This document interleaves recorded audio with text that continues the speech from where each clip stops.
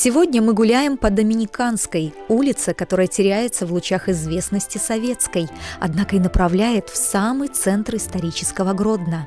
На пересечении Доминиканской и Советской наблюдаем открытый участок.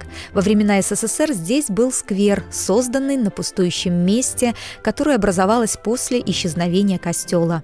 Доминиканский костел, построенный в XVII веке, был разрушен в 70-е годы века XIX. Очевидцы в свое время называли его самым красивым в Гродно. Внутри строения находились старинные портреты его основателей Фредерика Сапеги и жены. Гродненский костел Девы Марии Розарии, возведенный в стиле барокко, являлся доминантой улицы Виленской, ныне Советской. Теперь его кусочек можно увидеть на старом фото незадолго до разрушения. Его облик изображен и на картине Орды.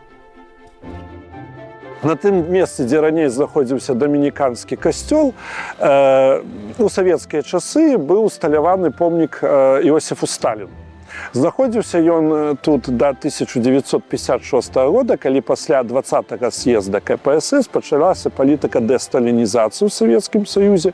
Ну і вось па гарадской легендзе помнік Сталіну прыбралі з гэтага месца і быццам бы закапалі ўніз пад землю, і недзе ён там пад землёй да сённяшняга часу, магчыма, і знаходзіцца.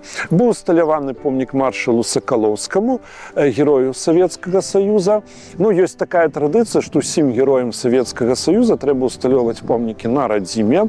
Праўда, Гродна не было радзімай Сакалоўскага, ён нарадзіўся недалёка ад горада Гродна, на тэрыторыі сучаснай Беласточчыны. Ён быў выхадцам з падляшскіх беларусаў, але тым не менш, калі побач, радзіма яго побач, то ў горадзе Гродна вырашылі усталяваць помнік вось гэтаму савецкаму военачальніку.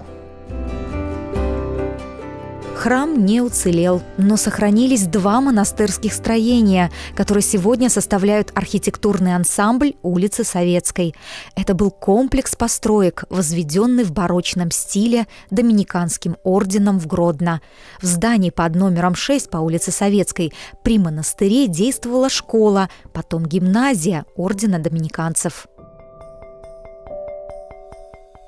Яшчэ адна частка дамініканскага манастыра – гэта будынак, які знаходзіцца зноў жа за маёй спінай. Гэта будынак былой дамініканскай гімназіі. Калі ў 1830-е гады гэтая гімназія была зачынена, замест яе ў горадзе была ўтворана Гродненская мужчынская гімназія. У расійскай імперыі на той час навучанне было падзелена па гендернаму прызнаку. Былі мужчынскія і жаночыя гімназіі. У нас у горадзе Гродна і была і такая, і такая. І вось якраз тут знаходзілася Гродненская мужчынская гімназія. Корпус монастыря, а позже мужской гимназии, много раз перестраивался. Фасад в стиле классицизма получил в XIX столетии. К слову, Доминиканский орден имел большое влияние на городскую жизнь в XVII-XVIII веках. До начала XIX века доминиканцы выстроили одну из лучших систем образования в городе. Хто выкладаў у гэтай гімназіі, дастаткова вядомыя асобы. Ну, в першую чаргу я хочу адзначыць прозвішча нашага гродненскага краязнаўцы і гродненскага гісторыка, мясцовага гісторыка Евстафія Арлоўскага, чалавека, які вельмі шмат зрабіў для вывучэння нашага горада, гісторыі нашага горада, фактычна адзін з такіх першых моцных даследчыкаў гісторыі нашага горада Гродна. Таксама тут выкладаў Йозеф Яблонскіс. Ён быў у 1912 годзе, ён тут выкладаў, ён быў настаўнікам лацінскай мовы, і Яблонскі з'яўляўся аднім з стваральнікаў літоўскай граматыкі літоўскай мовы, і яго яшчэ называюць бацькай літаратурнай літоўскай мовы. Это быў таксама адзін з выкладчыкаў Гродненскай мужчынскай гімназіі. В этом учебном заведении получали знания известные представители научной сферы: историк Василий Латышев, философ Александр Маковельский, основатель Гродненского музея Юзеф Иотковский.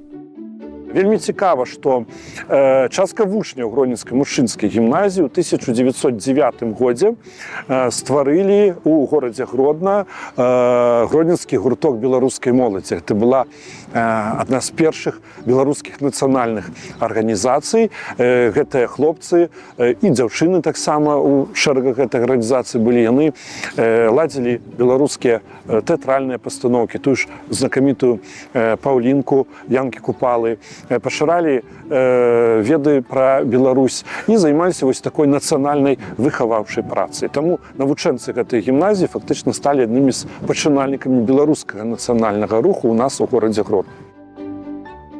Время идет, эпоха сменяет эпоху. В городе появлялись новые строения, отвечающие веяниям жизни. Некоторые уходили в небытие. Так случилось и с доминиканским костелом. А бывший монастырь доминиканцев, который в 30-е годы XIX века становится мужской гимназией, напротив, пережил все времена. Без этого дома сегодня невозможно представить пешеходную Советскую в Гродно.